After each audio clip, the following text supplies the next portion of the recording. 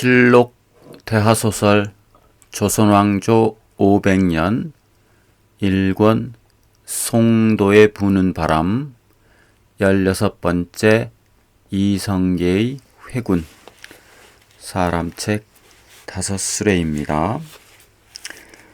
5월도 중순을 넘어서고 있었다. 여름 기운이 완연했다.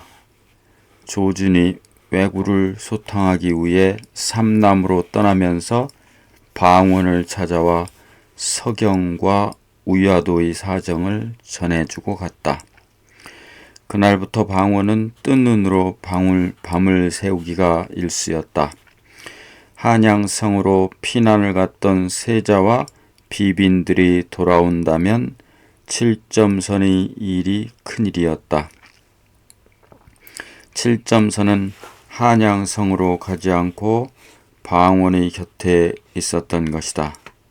방원이 이 같은 고충 속에 빠질 때마다 민씨 부인이 기지를 발휘해 주곤 했었다. 오늘 또 마찬가지였다. 방원이 조반상을 물리기를 기다리고 있던 민씨 부인이 입을 열었다. 7점선을 서경으로 보내야지요. 방원은 정신이 번쩍 들었다. 민씨 부인은 당당하게 말을 이었다. 숙번이나 거신을 앞세우면 서경까지는 무사히 이를 것입니다. 주상이 보고 싶어 한양에서 서경까지 걸어서 왔다고 하면 모르긴 해도 큰 은총이 내려질 것이 아닙니까? 참으로 간단한 문제였다. 이 간단한 문제를 풀지 못하고 있었다니 방원은 한박 웃음으로 고마움을 대신했다. 민씨 부인은 방원의 웃음에는 아무 내색도 하지 않고 담담하게 말을 계속했다. 당신도 의주 땅으로 가시는 게 어떨까요? 제벽동 큰 서방님을 메시고요. 만일 아버님께서 회군을 하시게 되면 은밀한 말씀을 나누실 상대가 있어야 합니다. 거긴 퉁장군이 계시질 않소. 방원은 민씨 부인의 마음을 떠보기나 하듯이 반문을 해보았다. 퉁장군보다는 당신이 계셔야 합니다. 방원의 생각을 충분히 뒷받침하고도 남는 민씨 부인의 예지였다. 제벽동에 다녀오리라. 7점선은 부인이 떠나보내시오. 방원은 7점선의 일을 아내에게 맡기고 제벽동으로 떠났다. 7점선의 일이라면 자신이 하는 것보다 민씨 부인이 맡아 하는 것이 100번 옳다고 믿었다. 7점선은 개경에 있는 동안 줄곧 방원의 곁에 있었다. 그러한 여인을 떠나보내는 일이라면 방원에게는 쑥스러운 일이 분명했다. 그 반면 민씨 부인과 같은 치밀한 성격이라면 우왕을 만났을 때 주고받을 말까지 일러둘 것이 분명하지 않은가. 방원은 제벽동으로 가면서 큰 짐을 벗어던진 듯한 홀가분함을 느꼈다. 제벽동 농장에는 둘째 형인 방과도 마침 와 있었다. 얘기의 중요성으로 미루어 어머니 한씨 부인이 있는 자리에서 매듭 짓고자 했다. 방원은 서경의 사정과 우야도 사정을 소상히 말했다. 아버님께서 회군에 오신다면 최시중 대감과 정면으로 충돌하게 됩니다. 백성들의 지지를 얻지 않고서는 될 일이 아닙니다. 한씨 부인은 주춤 놀라는 기색이었다. 방원의 말은 거침없이 계속되고 있었다. 백성들의 지지를 얻기 위해서는 아버님의 회군이 정당하다는 것, 그리고 그 길만이 나라와 백성들을 구하는 일임을 알려줘야 할 것입니다. 아버님의 뜻과 백성들의 뜻을 하나로 하기 위해서는 아버님의 군진과 백성들을 연결하는 사람이 필요합니다. 그런 일은 남에게 맡길 수 없질 않습니까? 제 생각입니다만 두 분 형님을 메시고 오늘이라도 의주 쪽으로 떠나고 싶습니다. 누구도 대답하지 않았다. 한씨 부인은 방우와 방과의 표정을 살피고 있었다. 방우는 방과에게 물었다. 우선 찬성하는 동지를 얻고 싶었어였다. 형님 떠나야 하질 않습니까? 잠시도 지체할 일이 아닌 줄로 압니다. 방과는 방우의 얼굴을 힐끗 쳐다보고 난 다음 대답했다. 사정이 그렇다면 떠나야지. 가야 하고 말고. 방과를 쳐다보는 방우의 시선은 무서웠다. 방과는 약간 움츠렸다가 용기를 냈다. 전 아버님의 군진에 여러 해 동안 같이 있어봐서 압니다만 아버님은 현재 있는 저를 늘 대견스럽게 말씀하셨습니다. 왜 아니 그러시겠느냐. 겉으로 뵙기에는 무뚝뚝해도 속사정은 깊으신 분이시니라. 한씨 부인까지 거들고 나왔으나 방우는 묵묵부답으로 신중했다. 형님, 지난번에 아버님 하시는 일을 도와주시겠다고 약조해 주시지 않았었습니까?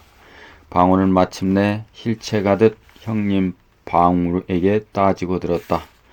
방우의 대답은 놀라웠다. 영모 아닌 일이라면 발벗고 나설 수 있어. 영모라니요. 누가 영모를 꾸민다고 이러십니까? 방우는 언성을 높였다. 방우는 참을 수 없는 모욕감을 느낀 듯 소리쳤다. 회군이 영모가 아니고 뭐냐. 최시중을 치는 것은 곧 주상을 치는 일이 아니냐. 목자 득국은 또 뭐냐. 목자 득국을 위해 회군한다면 분명한 영모가 아니냐. 방우의 노성은 칼날 같았다. 한씨 부인이 몹시 당황하며 만류했다. 언성 좀 낮추어라. 누가 들으면 어쩌려고 영모 하는 게냐. 방 안은 잠시 조용해졌다. 잠시 동안 누구도 입을 열려고 하지 않았다. 방원이 이번에는 언성을 낮추어 사정하듯 말했다. 형님, 일단 떠나십시다. 그 점이 걱정스러우시면 군진에 가서 아버님께 여쭤보실 수도 있는 일이 아닙니까? 만에 하나 아버님께서 영모를 하겠다고 말씀하시면 돌아오실 수도 있는 일입니다. 어려움을 겪고 계시는 아버님의 군진으로 가는 것은 자식된 도리가 아니겠습니까? 형님, 남에게 맡길 일이 아닙니다. 우리 집안에서 해야 할 일입니다. 방우는 동요하고 있는 듯했다. 한씨 부인이 오랜 설득이 있고 난 다음에야 방우가 대답했다. 다녀오겠사옵니다. 방우는 안도했다. 우위로 두 분 형님을 메시고 아버지의 군진으로 간다면 기필코 기뻐해 주시리라는 확신이 있었다. 5월 20이튿날 우야도의 새벽은 희끄무레하게 밝아오고 있었다. 군진은 술렁거리고 있었다. 지난밤부터 알 수 없는 소문이 퍼져 나갔기 때문이었다. 이 장군이 군사를 거느리고 동북면으로 떠난다. 이런 풍문이었다. 이성계의 휘하에 있는 병사들이야 동요할 필요가 없었지만 조민수 휘하에 있는 좌군 병사들은 그들만 남아서 마치 사경이라도 빠지는 듯한 착각 속에서 불안해했다. 따지고 보면 좌우군 전 병사들은 이성계 한 사람에게 모든 기대를 걸고 있었음이 아니겠는가. 아직 이른 새벽인데도 갑옷을 입은 조민수가 이성계의 군막으로 달려왔다. 몹시 당황하고 있었다. 장군, 오늘 동북면으로 돌아가신다는 말씀이 사실이오이까? 장군, 장군께서 동북면으로 돌아가신다면 소장은 어찌 해야 되오이까? 이는 소장을 버리심이 아니오이까? 이성계는 무겁게 입을 열었다. 나는 동북면으로 가는 것이 아니라 서경으로 갈 것이요. 가서 최영을 칠 것이요. 조민수는 마른 침을 꿀꺽 삼켰다. 내심 타계의 실마리가 열리기를 은근히 기대해 왔으나 끝내 파경에 이르고 말았음에 속이 타고 있음이 분명했다. 우리가 만일 대국의 영토를 범하면 천자에게 죄를 짓게 되어 종사와 생민에게 화가 미칠 것이요. 내가 이미 여러 차례 걸쳐 상서하여 회군하기를 청했으나 성상께서는 알아듣지 못하시고 최영 또한 노망하여 들어주지 아니하였소. 그러니 어찌 당하고만 있을 일이요. 조민수는 그저 묵묵히 그의 말을 듣고만 있었다. 이성계가 조민수에게 확답을 요구했다. 장군, 나의 물음에 분명히 대답해 주셨으면 좋겠소. 그러자 조민수는 비로소 입을 열었다. 어서 말씀하십시오. 대명 황제의 노염을 사서 이 나라의 종사가 초토화되는 것이 좋겠소? 아니면 최영을 쳐서 나라의 명맥을 유지하는 것이 좋겠소? 조민수는 물론 나라를 위하는 길을 택하는 것이 옳고 당연하다고 대답했다. 고맙소. 오직 나라를 위한다는 일념으로 이 일을 추진해야 할 것이요. 명심하겠습니다. 이제 이 나라의 종사가 편하고 편하지 아니한 것은 오직 장군 한 몸에 달렸습니다. 소장은 장군의 뜻을 따를 뿐이오이다. 고맙소. 이성계는 곧 퉁두란에게 일렀다. 퉁장군, 예, 제병에게 이르시오. 지금 곧 회군할 것이라고. 예, 이성계의 명령을 받은 퉁두란이 군막 밖으로 뛰어나갔다. 곧이어 장군들의 함성이 요란하게 들려왔다.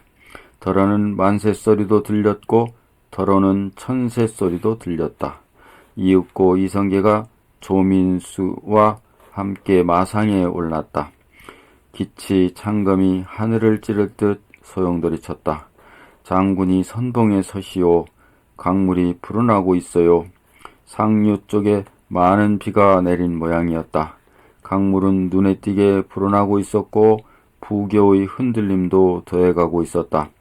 조민수가 대열의 앞장을 섰다. 병사들은 줄을 맞추어 부교를 건넜다. 이성계는 그 같은 모습을 바라보며 우유화도 쪽 부교 근처에 서 있었다. 이성계가 탄 백마는 눈부셨고 철궁에 쓰는 백우전도 오늘따라 돋보였다. 의주 쪽 둑에서 이 장관을 바라보고 있는 사람들은 한결같이 입을 모아 말했다. 자고로 이와 같은 사람이 있지 않았고 금후에도 다시 이런 사람이 있을까? 이성계를 두고 하는 찬사였다. 이성계는 부교를 우협하며 흐르는 물줄기를 바라보고 있었다. 병사들의 도강이 끝나기 전에 부교는 급류에 휩쓸릴 것만 같았다. 부교는 경류에 시달리며 흔들렸다. 도강하는 병사들은 떨어지지 않으려고 안간힘을 쓰며 건너가고 있었다. 이성계의 곁에 있던 퉁두란이 근심스럽게 입을 열었다. 아무래도 물줄기가 심상치 않소이다. 엄청나게 불었어요. 상류에 비가 많이 내린 모양이구만. 견뎌낼 것 같지가 않은데요. 아슬아슬한 순간이었다. 병사들이 도강을 마치자 부교는 한번 크게 출렁거렸다. 퉁장군, 먼저 건너시오. 알았어요. 퉁두란이 흔들리는 부교 위로 말을 몰았다. 그가 의주 쪽에 무사히 도착하자 환성이 터졌다. 이성계의 차례였다. 이리앗! 이성계의 백마가 부교 위를 달렸다. 부교를 달리는 것이 아니라 물 위를 미끄러져 가는 모습이었다. 이성계의 말이 의주 땅을 밟았을 때 병사들의 환성이 다시 한번 터져 올랐고 그 순간 부교는 경류에 휩쓸린 채 곤두박질 치면서 떠내려가고 있었다. 간발의 순간에서 위기를 모면한 셈이었다. 회군하는 병마는 의주를 떠났다.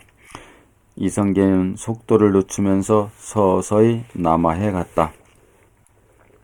7점선을 맞이한 우왕은 온천에 있었다. 자갈 사이로 샘솟는 온천물은 맑고 뜨거웠다. 자욱한 김이 어른거렸다. 사람이 움직이면은 움직이는 것이 어려운 풋하게 보였다. 모두 세 사람이었다.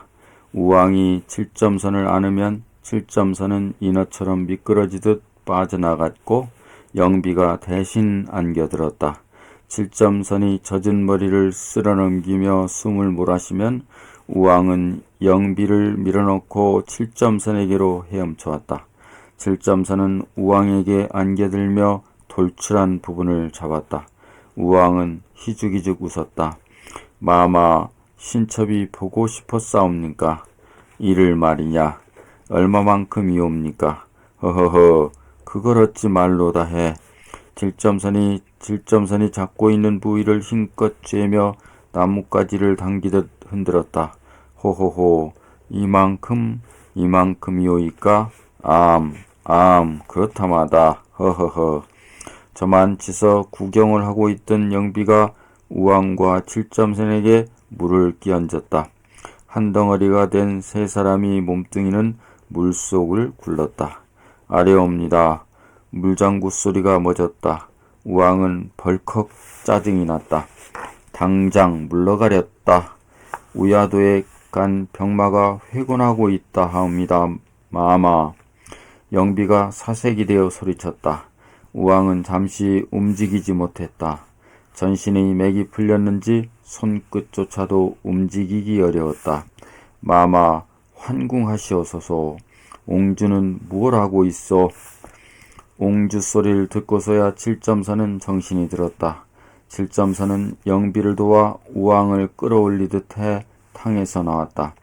우왕에게 옷을 입히는 영비의 손은 사시나무 떨듯 했다. 우왕도 영비 못지않게 떨고 있었다. 7점선은 영비를 거들면서 뇌리를 스쳐가는 일들을 되새겨보고 있었다.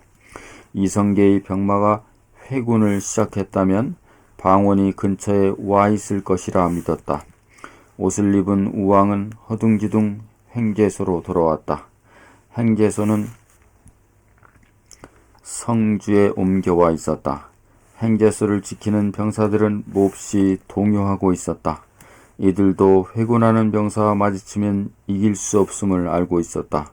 최영은 갑옷 차림으로 우왕이 돌아오기를 기다리고 있었다. 한나절이 되어서야 우왕은 영비와 7점선을 거느리고 돌아왔다. 최시중은 뭘 하고 있었소? 저들이 회군한다 하지 않소? 우왕은 짜증스럽게 말했다. 최영은 초조한 마음을 애써 감추며 진언했다. 아뢰옵기 송구하오나 어가를 개경으로 메시고자 하옵니다. 개경으로 가다니요. 먼저 회군하여 오는 병마를 물리쳐야 되질 않소. 지금은 때가 아니옵니다. 먼저 개경으로 돌아가시어 병마를 정비함이 옳은 줄로 아뢰옵니다. 어디쯤 왔다고 합니까? 회군하는 병마는 지금 어디에 있다는 게요? 안주에 있다고 하옵니다. 안주는 청천강 남쪽에 있다. 성주는 서경과 안주의 중간 지점에서 서쪽으로 조금 들어가 있는 지역이다. 만일 회군하고 있는 이성계가 성주를 치려한다면 그리 힘든 일이 아니었으므로 최영은 더욱더 초조했다. 전하, 화급을 다투는 일이옵니다. 서둘러 주시옵소서. 최영은 어전을 물러나 행제소의 호영 병사를 소집했다. 불과 200여 명에 불과했다. 참으로 한심한 지경이었다. 회군하는 병사가 정병 3만인데 임금의 어가를 200여 명이 호종하다니 비교도 되지 않는 초라함이었다. 우왕의 어가는 개경을 향해 떠났다. 호종하는 최영은 자신이 너무도 초라함을 느꼈다. 이들이 성주를 벗어나고 있을 때 방과 방원 그리고 퉁두란의 아들인 화상이 지켜보고 있었다. 방우가 한숨을 놓았다. 형님, 아버님이 여기에 당도하셨다면 숨 돌릴 틈도 주지 않고 괴멸할 수 있지 않겠습니까? 방우는 마치 방우가 들으라는 듯 큰 소리로 방과에게 물었다. 생쥐 한 마리를 내몰 때도 나가는 구멍을 두는 법이다. 방과의 대답이었다. 방과는 이성계의 군진에 있어 본 터이라 마치 지장 같은 아령을 보였다. 어서 떠나시지요. 이 같은 사실을 속히 이 장군께 알려야 하지 않겠습니까? 화상의 독촉이었다. 가시지요. 방우는 멍청이 서 있는 방우의 옷깃을 잡으며 말했다. 방우는 말없이 따라 나섰다. 이들은 안주를 향해 빠른 걸음을 옮겼다. 이성계의 군막에 모인 퉁두란, 조영규, 조인벽 등은 이성계를 에워싸고 군진을 서두르자고 재촉하고 있었다. 압록강에서 안주에 이르기까지 이성계는 진군의 속도를 늦추고 있었다. 이 점이 장수들을 안타깝게 한 모양이었다. 장군, 이렇게 가다가는 죽도 밥도 안 됩니다. 이게 어디 진군이외까 놀고 있는 거야요. 퉁두란의 말투는 거칠었다. 그러나 이성계는 미소할 뿐 대답하지 않았다. 장군, 저들에게 여유를 주어서는 안 됩니다. 싸움터에서의 여유는 전비를 가다듬는 시간입니다. 조인벽이 나섰다. 퉁두란의 말도 조인벽의 말도 틀린 곳은 없었다. 이성계는 이들을 둘러보고 웃으며 말했다. 속히 진군하면 반드시 싸우게 되고 또 그렇게 되면 사람을 많이 죽이게 될 것이요. 이 말에는 아무런 대답도 할 수 없었다. 이성계는 최소한도의 희생으로 최대의 성과를 얻으려 하고 있었다. 진군 채비를 서두르시오. 이성계의 명이 전해지자 쉬고 있던 병사들은 자리에서 일어났다. 이들은 사기가 충천에 있었다. 고향으로 돌아간다는 것, 가족들과의 재회가 이루어진다는 사실만으로도 신나는 일이었다. 정렬을 마친 병사들 앞에 말을 탄 이성계가 모습을 드러냈다. 퉁두란, 조인벽, 조영규가 호위하듯 에워싸고 있었다. 제병들은 들으라. 이성계의 호령이 쩌렁쩌렁 울렸다. 병사들은 숨을 멈추었다. 넓은 평원의 생기마저 멈추어지는 일순이었다. 너희들이 만약 승흥어가를 범한다면 나는 너희들을 용서치 않을 것이며 또한 백성이 오이 한 개라도 뺏는 자가 있다면 이 또한 죄의 경중을 가려 엄하게 다스리리라. 이성계는 여기서 잠시 말을 끊었다. 병사들은 움직이지 않고 이성계를 주시하고 있었다. 사냥을 하면서 진군할 것이니라. 달아나는 멧돼지만은 놓치지 마라. 우와! 병사들의 함성은 하늘을 찔렀다. 퉁두라는 입맛을 쩍 다셨다. 이성계가 진군의 속도를 더욱 늦추고 있었으므로 습관대로 수긍과 불만을 동시에 표시했다. 회군하는 병마는 사냥을 하면서 진군했다. 진군보다는 사냥에 주력하는 인상마저 주었다. 부장들은 이 같은 이성계의 작전에 노골적인 불만을 터뜨렸으나 이성계는 모르는 체했다. 그러나 백성들은 달랐다. 자식들이 살아서 돌아오는 광경을 보자 술과 안주를 들고 와 이성계에게 감사했다. 이 같은 소문이 퍼지자 이웃 고을에서도 남녀노소가 몰려와 회군하는 병사들을 위로했다. 뿐만 아니었다. 이성계의 고향인 동북면 사람들도 밤낮으로 달려와서 그 수가 1000여 명을 헤아렸다. 이성계의 병마가 회군 속도를 늦춘 것은 우왕이나 최영에게는 하늘의 보살핌이나 다를 바가 없었다. 밤이 되었다. 이성계의 군막으로 뜻하지 않은 손님이 찾아들었다. 방우, 방과 방원이었다. 이성계는 아들들을 반갑게 맞이하였다. 허허허허, 너희들이 웬일이냐? 궁금해서 견딜 길이 있어야지요. 방원이 대답했다. 방우는 아버지 이성계의 안색을 살피는 일에 신경을 곤두세우고 있었다. 방우가 큰 결심을 하였구나. 이성계는 방우를 대견스러운 눈으로 바라보았다. 방우는 여전히 말이 없었다. 허허허, 말이 없기는 여전하구나. 어서들 앉아라. 그들이 자리에 앉자 이성계는 궁금한 일부터 물었다. 어가는 어디에 멈추어 있더냐? 이성에 멈추어 있을 것이옵니다. 역시 방원이 대답했다. 이성에? 그래, 그쪽 사정은 어떠하더냐? 최시중께서는 아버님께서 영모를 꾸몄다고 공공연히 떠들고 있으며 새로이 모병을 하여 공을 세우는 자에게는 큰 상을 내리겠다고 합니다. 그래, 헌데 방우는 왜 아무 말도 아니하느냐? 이성계는 심상치 않은 방우의 태도에 신경이 쓰이는 모양으로 이렇게 물었다. 방우는 한숨을 길게 내쉬었다. 이성계가 무슨 말을 해도 상관없었으니까 한마디 해보라고 재촉했다. 방우가 무겁게 입을 열었다. 말씀드리겠습니다. 이번에 회군이 떠도는 소문대로 목자 득국을 우야한 것이옵니까? 이때 방원이 말리듯 방우를 불렀다. 형님! 그러나 방우는 내친 김이라는 듯 계속 말을 이었다. 아버님, 분명히 말씀해 주십시오. 아버님께서는 이미 어명을 어기시고. 그러자 방원이 재빨리 방우의 말을 가로챘다. 형님, 지난밤에 말씀드리지 않았습니까? 조정의 기강은 이미 무너진 지 오래입니다. 백성들은 이미 아버님의 회군을 쌍수를 들어 환영하고 있습니다. 방우가 획 고개를 돌려 방원을 노려보았다. 난 네게 물은 것이 아니야. 아버님의 말씀을 듣고 싶습니다. 회군하신 다음에는 어찌 하실 작정이옵니까? 전 이번 회군이 영모라면 아버님의 뜻을 따를 수가 없사옵니다. 이성계의 얼굴에 침통한 그늘이 깔리기 시작했다. 이성계의 큰아들인 방우는 우야도 회군이 영모라면 아무리 자식이라 할지라도 협력할 수 없다는 의사를 분명히 했다.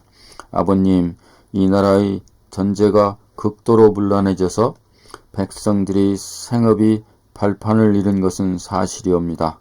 하오나 그렇다고 해서 수문화 시중의 막중한 책무를 쥐고 계시는 아버님께서 몸소 영모를 꾀하신 데서야 말이 되옵니까? 방우는 처음으로 자신의 소견을 힘차게 토로하고 있었다. 방우의 이야기를 다 듣고 난 이성계가 갑자기 껄껄 웃었다. 인서가, 내 눈에는 애비가 그렇게밖에 아니 보이느냐? 이 애비가 영목군으로 보인단 말이냐? 이성계의 이 말에 방우는 안도의 숨을 길게 내쉬었다. 그러나 방우는 다시 따지듯이 물었다. 아버님, 최시중 대감을 어찌 하시겠습니까? 내 본의는 아니다만 최시중은 쳐야 한다. 방우는 완강한 반대 의사를 표명하고 나섰다. 아버님, 이 나라 고려에서 아버님을 아끼시는 어른이 누구이오이까? 그분이 바로 최시중 대감이 아니오이까? 방우의 도련한 이 말에 이성계는 저기 놀랐다. 아버님께서 어찌 최시중 대감을 칠 수가 있사옵니까? 사람이 세상을 살아가는 데 있어서 평소에 은혜를 베풀어준 어른을 배발할 수는 없는 일이 아니옵니까?